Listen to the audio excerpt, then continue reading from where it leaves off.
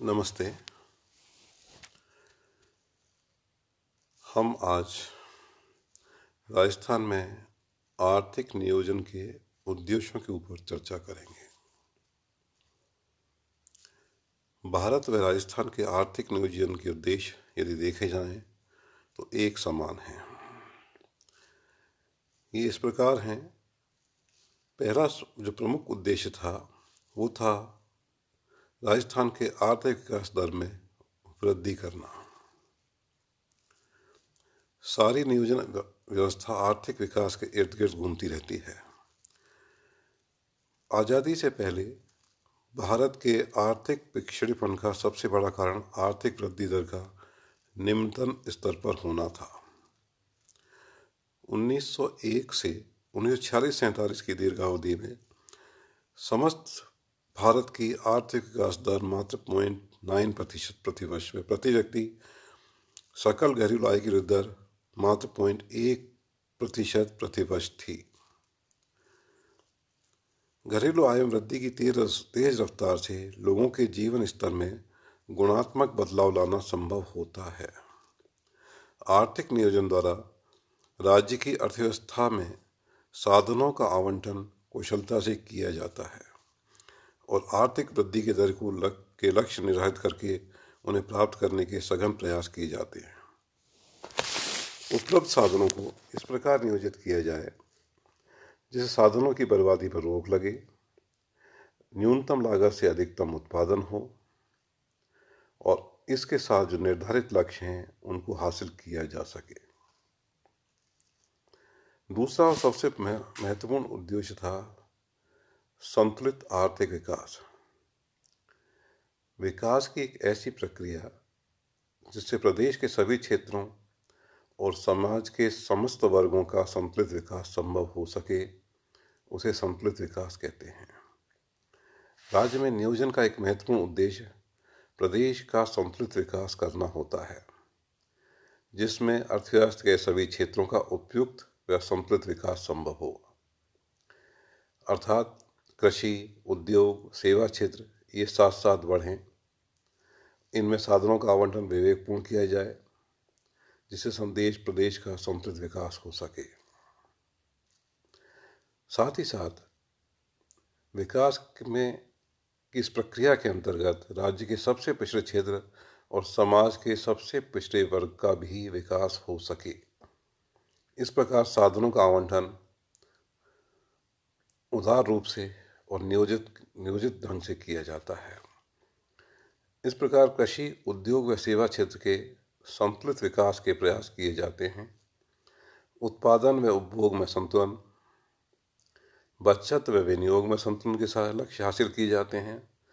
आर्थिक नियोजन के बजाय यदि राज्य के आर्थिक विकास को बाजार की शक्तियों के भरोसे छोड़ दिया जाए तो साधनों का आवंटन केवल उन क्षेत्रों में किया जाएगा जहां लाभ अधिकतम मिलता हो, कि निजी क्षेत्र कभी भी उस क्षेत्र में नहीं जाएगा जो समाज के कल्याण के हों और जहां हानि होने की संभावना हो। जब वो लाभ के क्षेत्र में जाएगा तो राज्य के सर्वांगीण विकास का कोई महत्व नहीं रह जाता। अतः राज्य का दायित्व हो जाता है कि वह संतुलित आर्थिक विकास को महत्व दे और उसके आधार पर अपने नियोजनाओं का निर्माण करे। तीसरा, प्राकृतिक वित्तीय साधनों का अनुकूलतम उपयोग। अनियोजित अर्थव्यवस्था में प्राकृतिक व वित्तीय साधनों के दुरुपयोग की संभावना अधिक रहती है। अतः नियोजन का उद्देश्य प्रदेश में उपलब्ध प्राकृतिक, वित्तीय व मानवीय साधनों का इष्टतम प्रयोग करना होता है। ऐसे साधनों के अनुकूलतम प्रयोग में से विकास की दशा में अर्थव्यवस्था को तेज गति से गतिमान किया जा सकता है।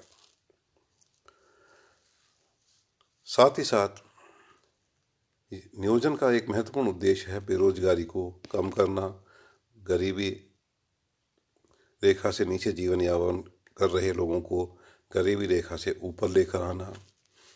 राजस्थान जैसे बहुत ही पिछड़े राज्य जहाँ जनसंख्या तीव्र गति से बढ़ रही है और बेरोजगारी अपने चरम स्तर पर हो, आर्थिक नियोजन का एक विशेष लक्ष्य होता है रोजगार के अधिकतम अवसरों का सृजन किया जाए।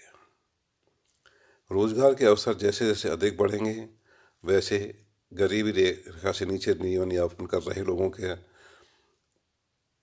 की संख्या में भी कमी आएगी।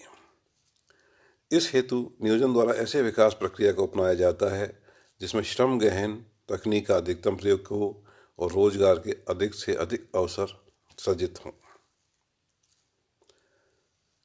आर्थिक स्थायित्व के लिए नियोजन।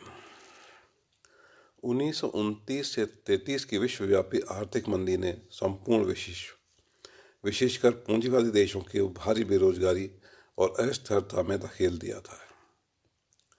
ऐसा किस कारण हुआ? ऐसा इस कारण हुआ कि बाजार की शक्तियों पर इन देशों ने अत्यधिक निर्भरता दिखाई। इन विकसित पूंजीवादी देशों में आर्थिक मंदी का एक आम घटना होती है जिससे लोगों के जीवन पर बहुत बुरा असर पड़ता है, क्योंकि मंदी से रोजगार के अवसर तेजी से घटने लगते हैं। भारत जैसे विकासशील देश की अर्थव्यवस्था को बाजार की शक्तियों के भरोसे नहीं छोड़ा जा सकता, क्योंकि बाजार की शक्तियां आर्थिक अस्थिरता को जन्म देती हैं, उनको निमंत्रण देती हैं। अतः आर्थिक विकास और आर्थिक स्थिरता के लिए नियोजन आवश्यक माना गया। इसके साथ साथ ही इसका महत्वपूर्ण उद्देश्य राज्य में व्याप्त आर्थिक विषमताओं को दूर करना भी रहा है। पूंजीवादी अनियोजित अर्थव्यवस्था में साधनों का आवंटन उन वर्गों के पक्ष में होने लगता है जिसके पास पहले से ही आर्थिक शक्ति का केंद्रीयकरण होता है। राजस्थान में आज़ादी से पूर्व अधिकांश आर्थिक संसाधनों का केंद्रीकरण था।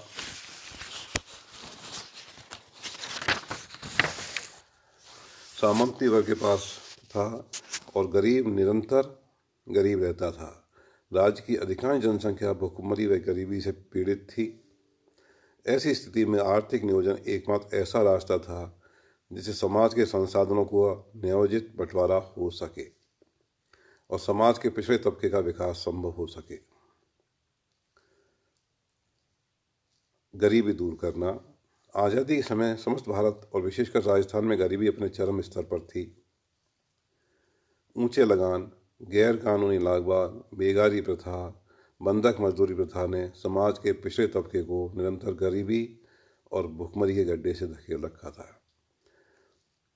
ऐसी स्थिति में प्रजातांत्रिक ढंग से नियोजित विकास के द्वारा गरीबी पर प्रभाव संभव था।